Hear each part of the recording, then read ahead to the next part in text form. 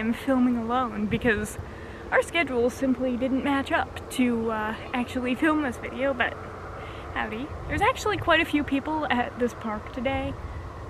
I've had to tell many people to ignore me, which they have not done because, as you can see, I am dressed like a Christmas princess. So, I hope you enjoyed this video, because my Reynolds is very angry.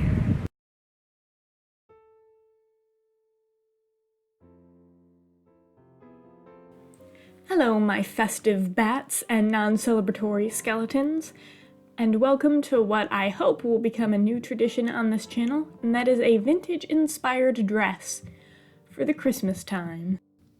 Because nobody does Christmas quite like people who are excited about the invention of plastic, and also with a lot of disposable income. I actually attempted to do one of these last year and the year before that, but I didn't film them. The one last year simply because it didn't work out, and the one the year before because I didn't have a YouTube channel yet then. And no, I'm not one of those people who's gonna rub Christmas in your face and get upset if you wish me a happy holiday instead of a Merry Christmas, even if it's literally Hanukkah while you were working on this. But my family is Catholic, so this is a fun and festive time of the year for me, and we do a lot of fun holiday things, like we usually do a Chinese auction and all fight over gifts and whatnot, so it's a fun time and it's the highlight of my year. And what better way is there to celebrate than to get all dolled up in a fancy outfit with all kinds of accessories? I actually had a different concept for this dress originally. Unfortunately, I was too nervous on spending so many money on that much silk that I ended up not buying the silk that I had wanted for my original concept of the dress and went with this instead. This is just a quilting cotton from Joann's Christmas collection this year, and I think I bought 5 yards of it and had just enough.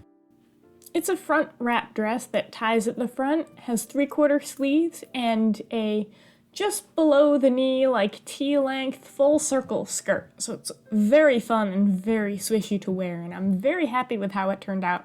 Although I guess the sleeves could have been a little bit tighter, but it's got great mobility because of how loose they are. The lining and the belt are made out of the same fabric, which is also a cotton from the Christmas collection at Joann's, but this one has little mini hollies on it, and the big one has candy canes, if you can't tell, tied together with a green string. The pattern that I used for this is actually pulled from my rose homestuck dress that I did earlier this year, my 413 gown, but it was altered a little bit in order to give it a little bit more of a form-fitting look, and also to raise up where the bust sits on the pattern because it needed to be raised if I was going to wear this with anything other than a sports bra. Don't get me wrong, it was very comfy and easy to wear as the rose homestuck dress. It just wasn't quite what you picture when you think of a 1950s gown. You typically think of something very fitted. But the back fit me very well originally, so I wanted to stick with something that I knew would work. With the edits made to the pattern, I made a little mock-up just to make sure the bust was going to be sitting at the correct place with my other undergarments, and transferred all of those new markings down to the paper. I also had to finagle around with the wrap, which is why I made a whole mock-up instead of just living with the bust maybe being in the wrong spot. With that completed, I could start to actually cut out my real pieces, and yes, I am using a Sharpie to outline my pieces in this. No, it's not a technique I recommend. No, I would not suggest you do it, but I had lost my chalk pen, and nothing really shows up on this fabric anyway, and it's gonna be hidden in the seam allowance. It's not like this had any bits that needed to be added in. So I just used a Sharpie, and I will deal with the stains. No one but me is going to be looking at the inside anyway. And please ignore any and all backgrounds in any of these shots. It may look like a disaster because it is a disaster. I'm doing a lot of stuff right now, so just ignore it. It's not aesthetic, but there's really nothing I can do about it.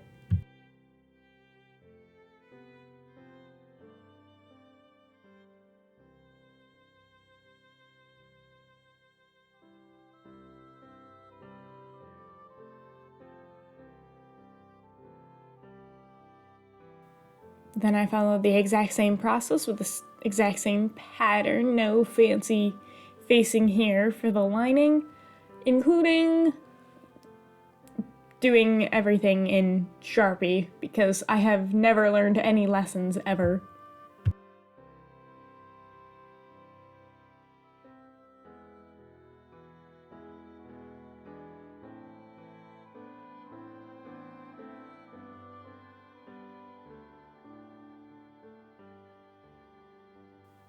Then I cut out the sleeves according to a rough guide of sleeves that I'd used in a previous pattern and absolutely did not test, and also cut out the skirt, which is kind of like weirdly on the selvage edges across the entire fabric. They said that this would not fit on a 45-inch fabric, but as you can see, it obviously does when I asked the circle skirt calculator, so maybe just ignore that. As long as your total length needed is less than the width of your fabric, you'll be fine. You'll just have to put half on one side and half on the other, which actually makes it a lot easier for putting in pockets, except for in this case because the seam was at the center back. And I did put in a pocket, one singular pocket. It's one of those nifty Victorian ball gown directly at the center back pockets, but I couldn't go without a pocket, because pocket.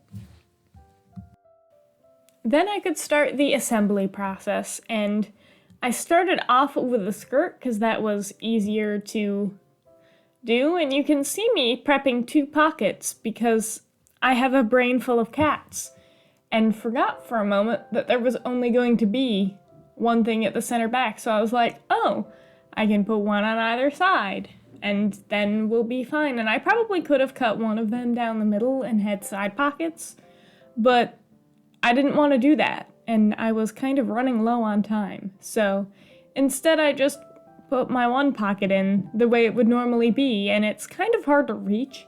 Center back isn't the ideal place for a pocket, and you have to put it quite a bit higher than you would a normal pocket, but it does work. It functions, so I suppose I don't have too many complaints. Then once the seam was done up, I French seamed the pockets in, which I just do very quickly with a whatever it is when I put my needle to the side, wide stitch, turning it inside out, and then repeating that process with the fabric ironed and turned to the inside so that the raw edges are all neatly hidden away.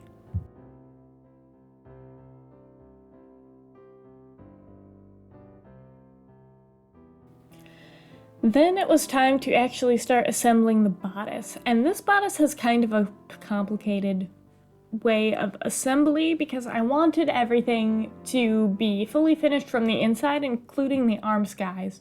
So I used the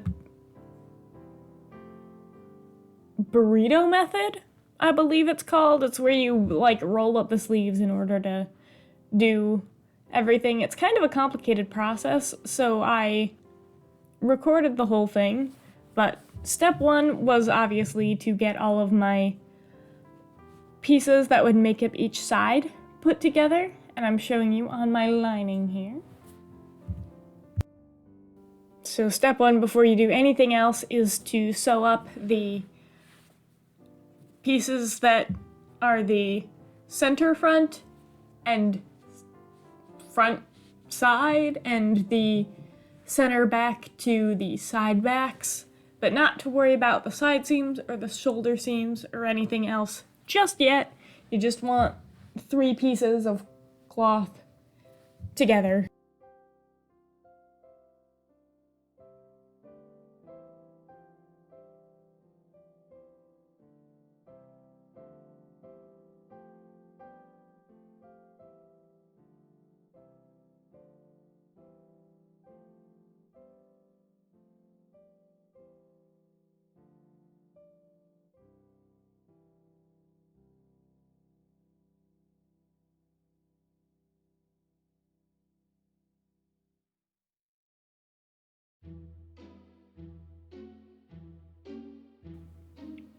Once the back is all one piece and the front is 2 pieces, because this is a wrap dress obviously, you're going to do up the shoulder seams, and only the shoulder seams. Do not do up the side seams at this point.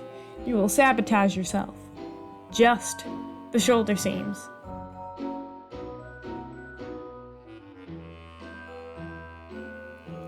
Once your shoulder seams have been sewn and pressed, you're gonna put your lining and your fashion fabric together with the right sides together, and you're going to sew up the collar bit, the neck bit, whatever you want to call it. You're gonna sew up that and only that. Continue to ignore the sides. I also went through the extra step of understitching my neck opening, which is just sewing the seam allowances for both the lining and the fashion fabric down on the lining side in order to prevent any sort of flipping of the collar toward the outside. It moderately worked on this. My neck drafting is still not 100% great. For those of you who don't know, I have no formal education in pattern drafting. I am just making this up as I go along. Then it's time to set in your sleeves. Now I know what you're thinking. Set in my sleeves? I haven't done up the side seams.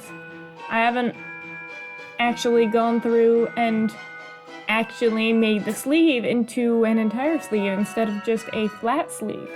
And you'd be correct. For this, you are merely going to set in the sleeve to the unfinished arm sky. That's legitimately what you're going to do, and I had to take little bitty pleats in mind just to get it to fit, because I had miscalculated how large I'd made the sleeve. But yeah, you're gonna do that. There is no, awkward easing in a tiny tube here. It's actually a great way to set sleeves, and I do appreciate it. And when you sew this up, you're gonna leave a couple of inches at the sides completely open in order to have room to finagle things at the very end when you've got the rest of things sewn together. Then you're gonna put your fabric wrong side to the table and roll up your sleeve into like a little burrito, which is why this is called the burrito method. You're gonna do that, and then you're gonna pin the arm sky and the other arm sky, the arm sky of the fashion fabric and the lining. You're gonna pin those together so that you can line the arm sky, and this is my favorite method when I want my arm sky and everything to be completely lined, but I don't want to line my sleeves. But it is a little bit complicated, and if you're using some sort of side closure, I wouldn't know how you would get that to work. You're just gonna have to devise another method yourself. Once you have that arm sky sorted out, still leaving a little bit of room at either side in order to have room to work, you're gonna pull out the front of your bodice through the hole and end up with a bodice that's turned completely right side out and has finished arm skies except for the little bit at the bottom. So then you're going to do up, you are finally getting to your side seams and the sleeve, how you make a sleeve roll instead of just a flat sleeve. I'm not sure what you would call that seam on the sleeve. It's not an arm sky.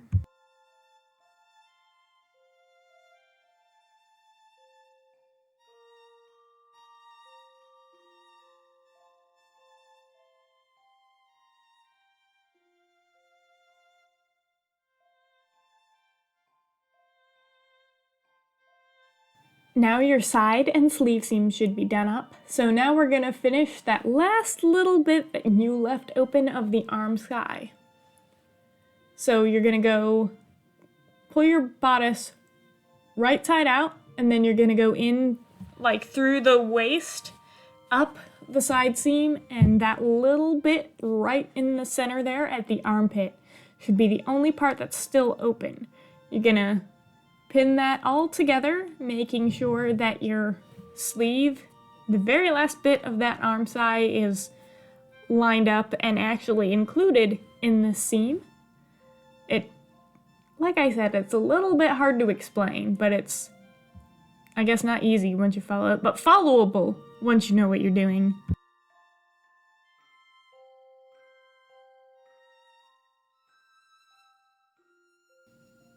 Then I pinned the skirt and the bodice right sides together. We're not doing anything fancy here. I'm sure you've sewed a skirt onto a waistband or a bodice before. You just kind of pin it on, and we're worrying about the lining later. This, we're just easing the circle skirt onto the front fashion fabric.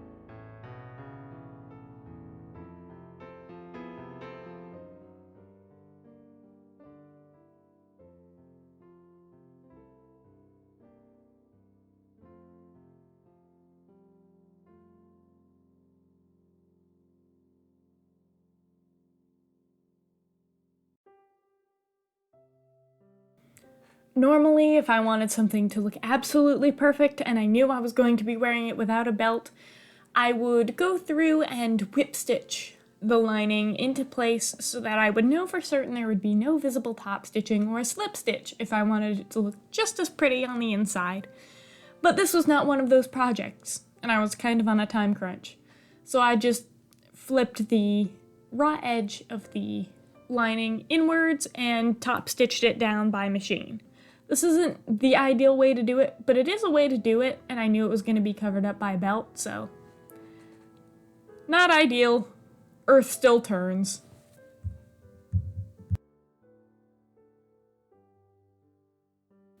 It also just wasn't easy because I made this pattern when I wasn't allotting half an inch for seam allowance. I was only allotting a centimeter, so there's just a lot less wiggle room when you only have a centimeter of seam allowance, and it gets kind of frustrating when you try and pin your stuff in.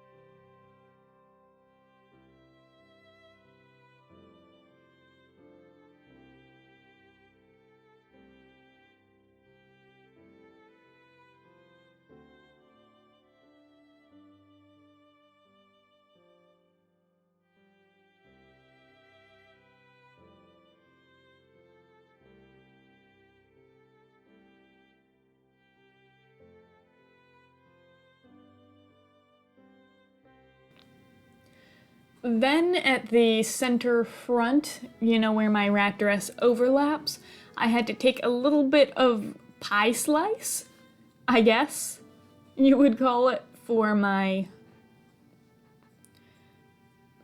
seam allowance there, because this is a circle skirt and is therefore not cut on like a straight gore or a panel. It's in a circle, so it has to be a pie shape, or else you're gonna have some really weird flaring happening. But this works just fine, and it's really not that hard to figure out. You just kind of fold it over and then the fabric tells you where it wants to be.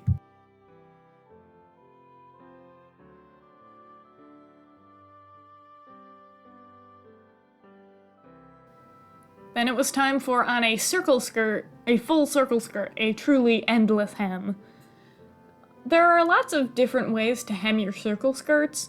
I found that if I'm doing it by machine, the best possible way is to mark all, you know, however much I want my hem to be folded over, and then turn it over once, steam the shit out of it, turn it over again, steam the shit out of it again, and then pin it, and then it doesn't do anything weird.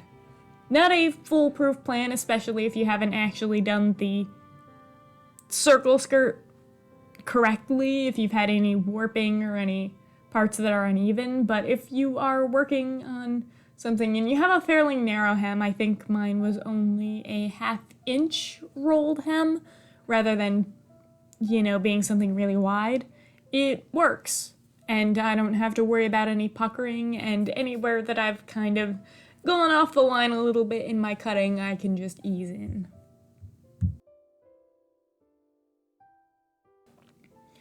For securing methods, for this I went for a couple of ties, and this is just some cheap polyester ribbon that I happen to have on hand, and that just gets sewn down with a few stitches to where I know the fabric is going to overlap and need to be tied on the inside and the outside, you know, depending on where my various closures are. And then I went through and did a little, I think it was a 1/4 inch rolled hem on the sleeves, and just kind of folded the little slit in the sleeves open and got them, just sewed them down. This was originally supposed to have piping, but then I experimented with the piping and did not like how it looked. So then I had to improvise on what I was going to do for that slit, which I put the sleeves on backwards and ended up being on the back side of the sleeve anyway. So it didn't really matter how it looked. And hopefully just no one will look too closely at it. I don't expect this dress to get a ton of use. I mean, look at it. It's not a hugely practical dress. While it may not be hugely versatile for all occasions, it is quite fun to wear. I mean, who can say no to a full circle skirt? Look at it. It's got such great movement. Then I took myself down to the park, where I was accosted by many strangers who were curious as to what I was doing, and had to wait several times at this lookout point in order to get any images, because I didn't want a strange man to be randomly looking out onto the water in the background. If you want updates on more of my stuff, want to see more of me, or just are wondering why this isn't the swing coat that I promised you, you can join my Discord. It's a lovely, lovely place full of lovely crafty friends. It's a very supportive environment. We have a no venting policy. And also we now have emojis of my face, because my fiance commissioned us some emojis of my face, which strikes me as both hysterical and weird. Or if you have no interest in Discord, then hit that subscribe button and you'll get updates from me, mostly just videos though.